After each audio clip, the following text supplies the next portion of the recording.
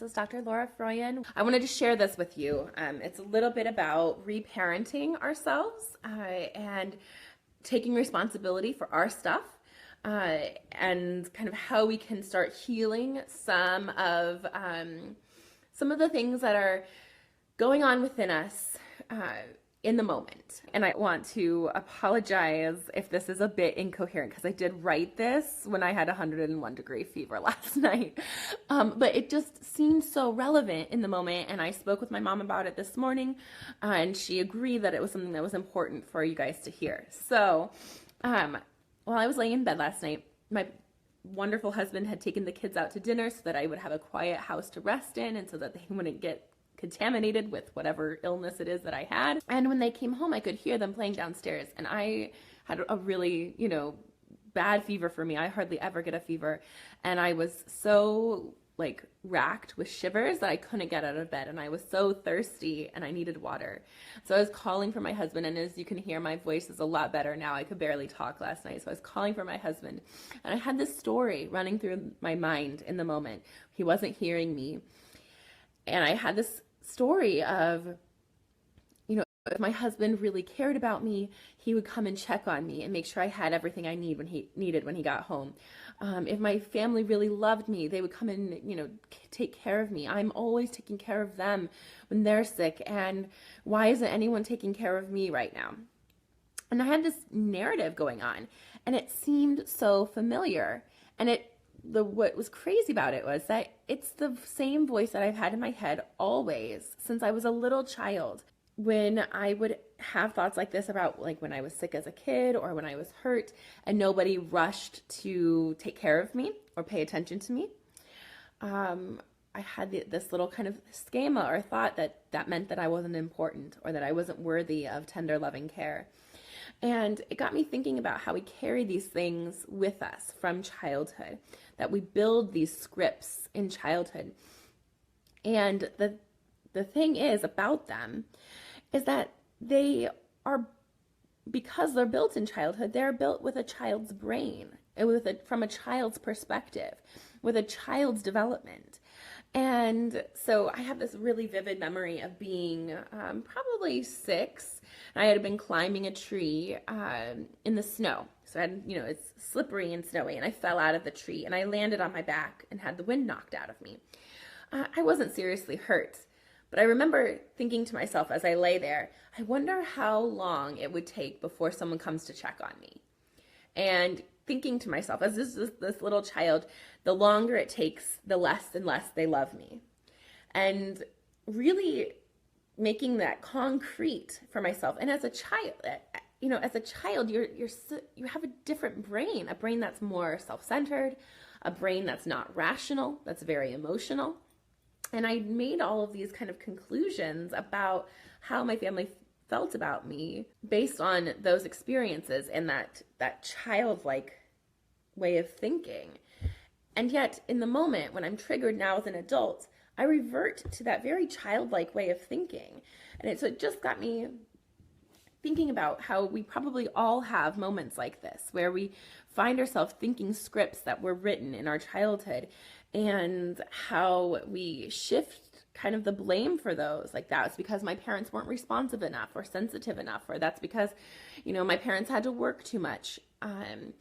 Or, I got married to someone who I thought was going to take care of me in a way I was never taken care of before. When I was a child, I wanted someone else to heal these things for me. And so I think it's just a really interesting way to think about this because we are the ones who are responsible for these things. I'm sorry, this is a little bit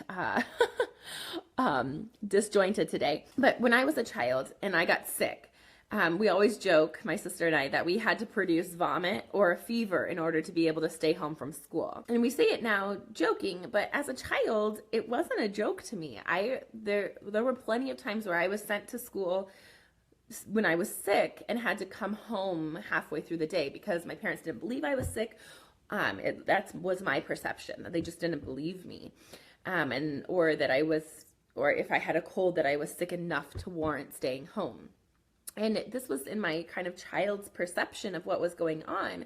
it felt like my parents didn't believe me. It felt like they didn't care about me enough, that they didn't want to spend time taking care of me, when all I really wanted when I was sick was to cuddle on the couch with my mom. She would lay on the couch and I would lay on the couch and she'd sit on the floor next to me and just rub my head. And it's still like yesterday, like I texted her and I said, I wish you were here to rub my head, when I was sick. It's still what I want, what I crave. But I didn't get it a lot as a kid for minor illnesses.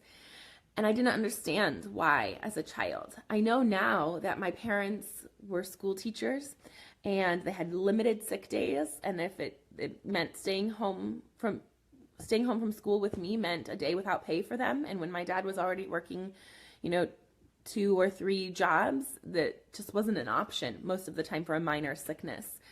But I didn't know that as a child. I didn't understand it. I wasn't able to be rational as a child. And being able to stay home for a minor illness or a mental health day was a privilege. And it was one that we didn't have in my family growing up, because my parents had to work. They had to go, or they would lose their jobs or lose money that our family needed coming in. And now I have a flexible job as a mother. And it's still like I was so annoyed that I was sick yesterday because my daughter's been off school for spring break for the past week or so. And yesterday was going to be my first day with an empty house to do my work. And I was so excited. I had so much to do and I didn't get to do anything because I was in bed with a fever all day. And I was so excited for my daughter to go to work. And, as a child, I think that would have been horrifying to hear that my mom was excited to go to work, was happy to be going to work. I didn't, because that's a child's perspective, not a parent's perspective, who needs balance and needs time with other adults or time to themselves. And we all have those different things that we need. And as adults, we know that, but we don't know that as children. And so I just want to be super clear. I love my mom. She's a wonderful mother and she supports me. And I have her permission to talk about this today. But it doesn't change the fact that when I was a child, I made conclusions, and these conclusions were made with a child's brain in a certain stage in development with information that wasn't necessarily accurate, that was filtered through my perception as a child. But it changed me. It built me into the person who associates being sick with a test of love. And I continue to test the people in my life when I'm sick in that way. That if my husband really cared about me, he would come and take care of me. He would lay in bed with me while I'm sick instead of cleaning the kitchen. I built that script that being sick is an opportunity to test someone's love in childhood, and made me question things like, am I worthy of being cared for? Am I worthy of my parents' time or my husband's time? Now as an adult, I know that the answers of worthiness like that are all, the answer to them is all yes, but that was my child's brain talking, not my adult brain. And it was my child's brain that made those conclusions. And now it is my job as an adult to heal that. It's not my mother's job to heal that for me. It's not my partner's job to come in and heal that for me. It's not my children's job to heal it. It's my job and mine alone. And yes, absolutely, my mother, my continuing growing relationship with my mother and my relationship with my partner, and even the practice that I have in parenting all help me in healing those parts of myself that are still have these injured child inside me. We are all working together to heal that, but ultimately it's my responsibility. And I think that that's so important for us to know, that we often look to others to heal us from these hurts from our childhood. And I want you all to know that you right now, in your being, you have what it takes to heal those things. You don't need input. I know that many of us who watch these types of videos, we have hurts from the way that we were parented, and we have parents and relationships with our parents now that are never going to get better. They might have hurts in their past that make them simply incapable of changing or seeing their faults, or coming to terms with maybe they didn't do it exactly right.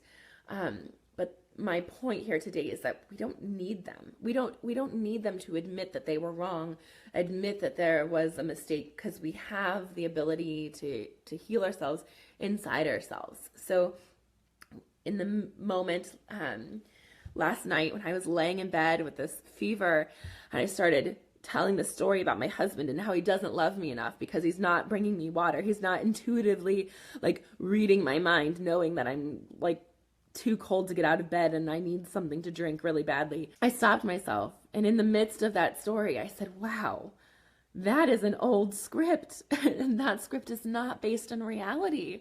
Of course my husband loves me. He just took the kids out to dinner and took both kids to dance class and everything's, so that I would have a quiet house to rest in.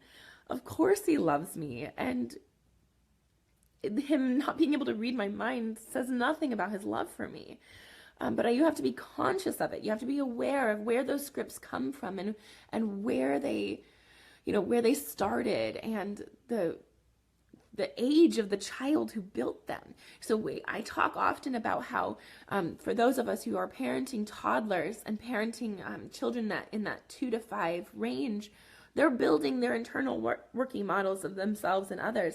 They're laying down these scripts right now. It's why it's so important that when they test our love, that we answer in a way that we want, with an answer that we want them to receive. But we also have to remember that they're not rational beings. They have very underdeveloped brains and they can't always make rational conclusions. And that's okay. We can't control that. And remember that the scripts that we have that pop up in our minds now as adults, we can shift them and change them and bring our adult perspective, our experience, the ways that we've grown to them, and we don't have to be controlled by them. We can have the resources and the taking care of ourselves and knowing and kind of reparenting ourselves in the moment, saying to ourselves the things that we needed to hear that maybe we didn't. Taking good care of ourselves is so important, and we don't need anybody else for it. We can do that part ourselves. We can do that healing ourselves. Anyway, okay, so that's what I wanted to say today. But yeah, it was really nice to see you all. I'm glad some of you were able to make it. I hope that wasn't too rambling and that it made sense. I'm happy to clarify anything that needs clarification. Okay, I hope you all take good care of yourselves and that you have beautiful days. I'm going to go rest. Okay, bye.